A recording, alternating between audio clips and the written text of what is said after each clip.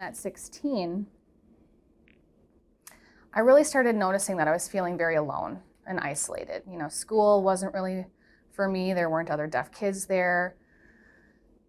There were some in high school, but there was a deaf program I wasn't really involved in. They signed. I didn't know how to sign. I was only talking at that point, doing speech therapy and reading lips and so on. That was all I knew how to do. So it was a very hard experience. I struggled personally with who I was. I noticed some depression then, but when I got to 18, it was worse because I was more alone. I got married. I was married for 5 years. I've had a couple of kids, and really sign language still wasn't a part of my life. And then, as my kids got a little older, really I think I was 32. I was thinking, what is the purpose of my life?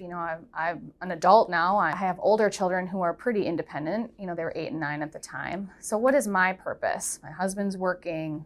Where do I fit? And one day I just woke up really overwhelmingly wanting to kill myself.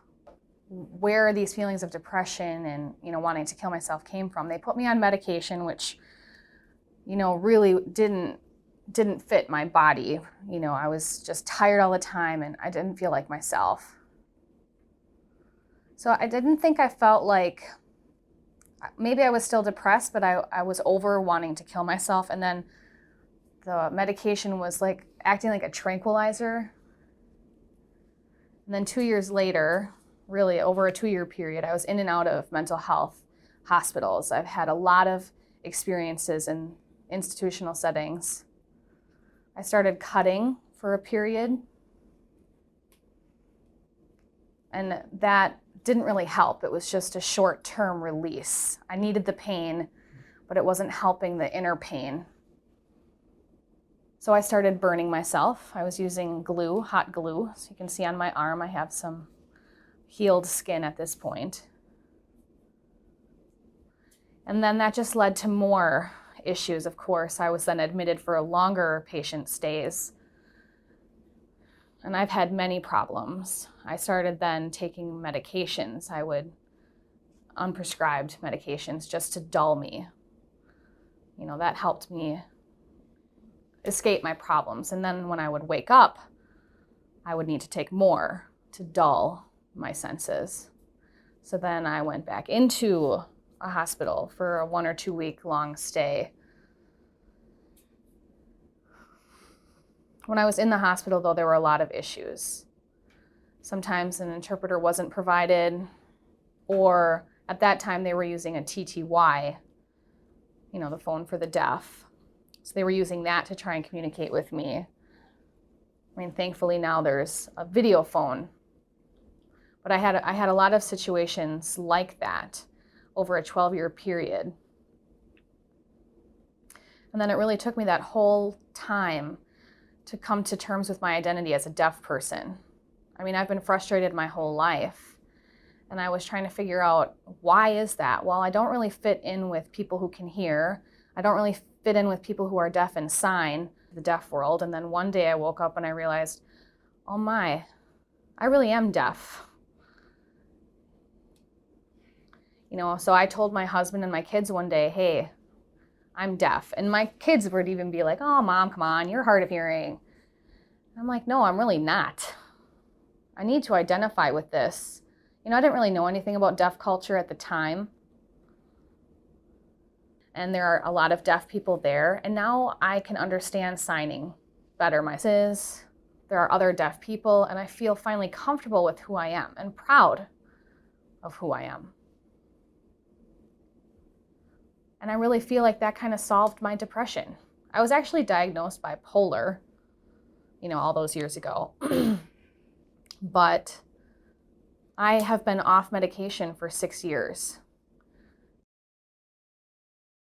My identity as a person, that has helped me. I don't recommend just of your own volition stopping your medication if it's prescribed. Talk to your doctor, your therapist, your treatment team about that. I don't advocate stopping your medication, so I want to be clear about that because medicine is extremely helpful.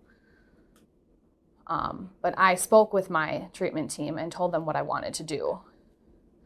And that's when I realized very clearly in my mind, I now know who I am. And since then, I've seen a major change in my mental health, my self-esteem. I have a lot of tattoos to show my story, and I'm willing to show if you're willing to look. At the very top of my shoulder is the word identity.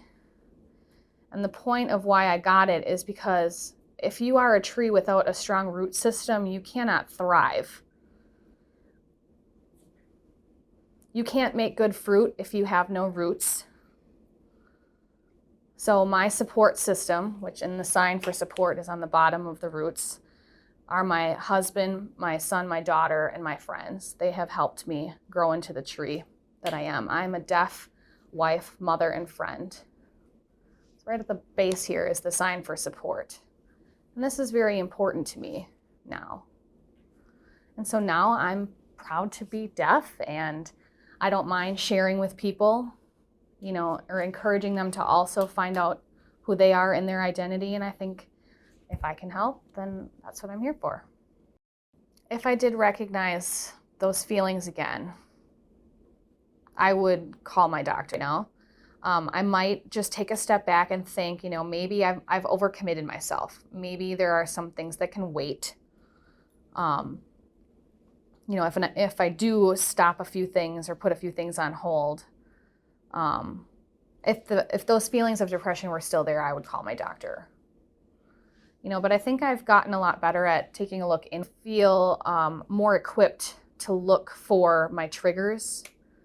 And when I catch them, they're my warning signs.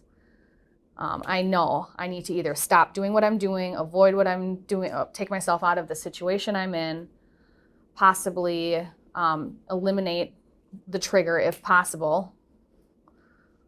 I know to do that now.